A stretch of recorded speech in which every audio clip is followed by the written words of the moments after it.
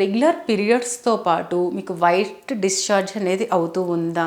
అయితుంటే కనుక ఇది ఏ విధంగా అనిపిస్తూ ఉంది, దీన్ని కూడా మీరు గమనించుకుంటూ ఉండండి. అన్వాంటెడ్ హెయిర్ అనేది కూడా దీనిలో మనకి ఎక్కువగా కనిపిస్తూ ఉంటుంది. ఏమవుతుందంటే దీనిలో మనకి ఓవరీస్ అనేది రిలీజ్ అవ్వాల్సి ఉంటుంది. ఈ ఓవరీ మనకి 2 ఉండి ఒకటి ఒక మంత్లోను ఇంకొక మంత్లోను మనకి రిలీజ్ అవుతూ ఉంటాయి. ఈ ఓవరీస్ మనకి కరెక్ట్గా ఫామ్ అయ్యి ఈ ఎగ్ ఎప్పుడైతే కనుక ఫెర్టిలైజేషన్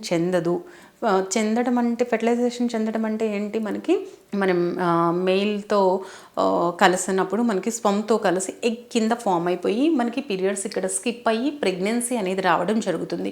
ఈ విధంగా కాకోకుండా ఉన్నప్పుడు ఏమవుతుంది, ఈ యొక్క అవ్వనటువంటి ఈ ఎగ్ ఏదైతే ఉందో ఆ ఎగ్ మనకి మంత్లీ మనకి బ్లడ్ రూపంలో బయటకు వచ్చేస్తాం అనేది జరుగుతుంది.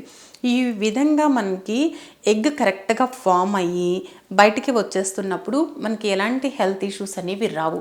ఇలా మనకి ఫామ్ అవ్వకుండా ఇది మల్టీగా ఫామ్ అవ్వడం, లేదంటే చిన్నగా ఫామ్ అవ్వడం, లేదంటే ఫామ్ అవ్వడానికి ఎక్కువగా టైం తీసుకోవడం, ఇది ఎవ్రీ మంత్ అనేది రిలీజ్ అవ్వకపోవడం, ఈ విధమైనటువంటి లక్షణాలు అనేది మనకి ఈ పీసీఓఎస్ కిందకి కన్వర్ట్ చేసేస్తూ ఉంటాయి.